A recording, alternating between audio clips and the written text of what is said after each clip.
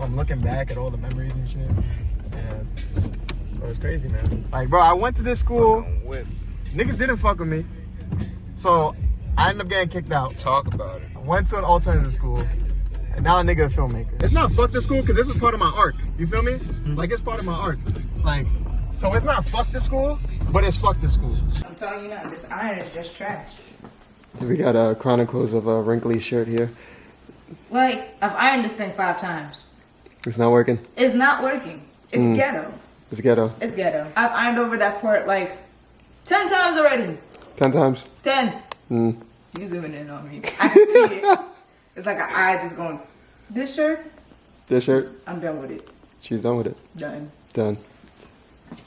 I got a gig on a reality TV show. Now, you know that thing where they say, you know, your network is your net worth and all that other cringy, I mean, it's true, but like, you know, like all that simple shit that people say, like, you know, things about how important your network is, your net worth is. No, wait. Yeah, your network. Yeah, I was right the first time. It's true. A lot of people that get the things that they want, they get from knowing the people that can put them in those positions. It's not always what you can offer. Because you, like, the thing is, you can have a lot of value, but if no one likes you, then your value doesn't mean shit. There's a lot of exceptions where you'll still be seen and you can still shine. If you're just objectively good at something, you're objectively good and that's all, right? That's the final and a conclusion, period. But if you're kind of okay at something, but you're kind of likable, you're charismatic, you get along with people, you have good relationships with people, then they're going to want to push you to do more. They're also going to want to invest in you. So even when this came around, it was kind of like random, but I wasn't expecting to do what I ended up doing, like to be a whole camera op on a random reality TV show. Now, I can't talk about anything in relation to the reality TV show at all, but just even being able to work on it and to get paid what I got paid. No film school, no degree, none of that. Like and I'm still relatively new to all of this shit, right? I've been really doing this shit for probably 2 years now, and I've only been doing it seriously for about 8 months and 9 months.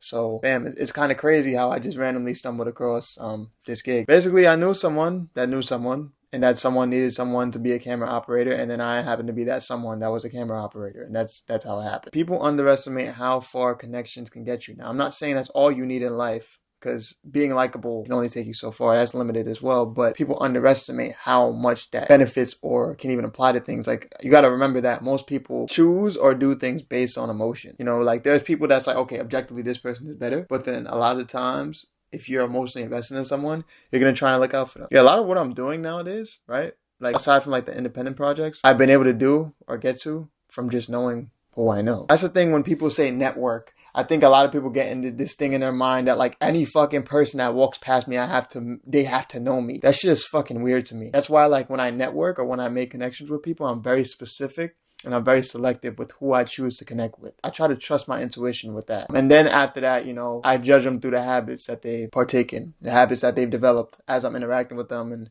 you know, whatever we're doing. I think there's this idea that like you have to always speak to everybody and make connections and relationships with everybody. And I don't agree with that. Not saying it won't work. If you want to play the numbers game, it probably can. That's not me. I'm very introverted. I'm very to myself, but I do like being social. When I do choose to be social, I'm very selective. I think that's been beneficial because I know how to build teams and groups that are effective for different things and different projects. But that's another video, another talk, another rant, whatever the fuck this shit is called. A lot of people go to these networking events and it's the most superficial bullshit ever, right? You walk up to somebody, it's like, hey, so I hold the camera all day. Oh, wow, really? I direct the person holding the camera. Oh, wow, we should work. Like, get the fuck out. Like, bro, that's the one thing I'll say that I didn't like about LA. Because I went to LA recently. I'll do a video on that as well. The amount of superficial bullshit that you had, like, the people are just fucking fake. Who is that? Nobody important. The people are just fucking fake. And it's not to say everyone's like this, because obviously don't come at me with that, not all shit, right? But majority of people there, right? Especially because everyone's trying to be in some industry. It's just the industry shit especially is fake, bro. It's fake as fuck. It's fake and it's weird. I'm just a person that enjoys when things kind of happen organically. Now, there are going to be situations where you're probably going to have to pursue it, especially if you're in a place where you don't have anybody or you don't have any connects really. The reality TV show is kind of an example of that. Right after that, Joy, the girl that actually got me on this reality TV show, she wanted to shoot her film, right? She had a film. And I'm not going to talk about that either because it's not out yet, so there's no reason to talk about it, right? It was cool. Here's some behind the scenes, right? You see stuff going on. And this was my favorite moment, personally. Okay, so Joy can't cry, so she's trying to cheat. Ouch. You good? I almost cut myself. What if I Yeah, I was thinking that actually. Yep.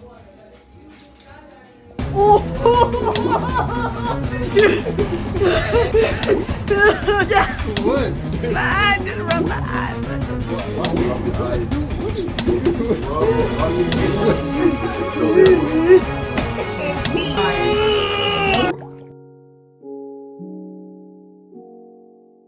What's the moral of the story? What's the moral? Fuck the moral, right? Fuck a moral. Fuck morals. We're not here to talk about that shit anymore, right? We're just gonna be Joshua Applewhite. We're just gonna be authentic, gonna be free flowing, and have fun with this. And if I feel uncomfortable, I feel like I'm not feeling like myself, I'm not gonna come back. I feel like a fucking like a bad father. Stop overthinking networking. I think we live in a kind of an antisocial generation, or like a very socially awkward generation. But I think we also live in a place where like people overcomplicate the fuck out of things, especially social interactions. It's really not that deep. It's not that hard. Figure out how to be authentically you. Please. Bro, there's so many people that act like not them. And it's not even younger people. Like, yes, the younger people, yeah, cool. People trying to figure themselves out, you know? But then the older people, it's so weird when I see that shit. In my experience, at least, things happen the best when they happen organically. When it's time, put in that pressure. But for the most part, stop trying to suck dick to get to what you need to be. Unless that's what you're into. But I'm not into that. So I'm going to just let things happen organically.